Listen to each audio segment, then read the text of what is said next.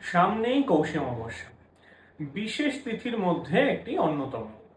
এই মহাতিথি চলাকালীন আপনার বাস্তু সমস্যা সমাধানের একটি সিম্পল রেমেডি বলছি। এই রেমেডি আমি আগেও বলেছিলাম, আপনারা অনেকেই উপকৃত, তাই আবারও আপনাদের সেই রেমেডি বলছি। কি করতে হবে? কর্পূর, লবঙ্গ, গোলমরিচ, কিছু শুকনো নিম পাতা ও একটি শুকনো লঙ্কা, 500 গ্রাম ধুনো, এই উপকরণগুলো জোগাড় করে ফেলুন অমাবস্যা চলাকালীন। সবকটি উপকরণ মিক্সার গ্রাইন্ডারে ভালো করে গুঁড়ো করে ফেলুন।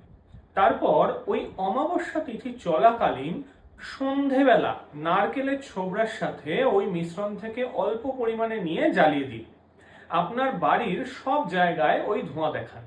তারপর থেকে প্রতিদিন সন্ধ্যাবেলা করে ওই মিশ্রণ অল্প পরিমাণে নিয়ে নারকেলের ছোবড়ার সাথে জ্বালিয়ে দিন একই নিয়মে।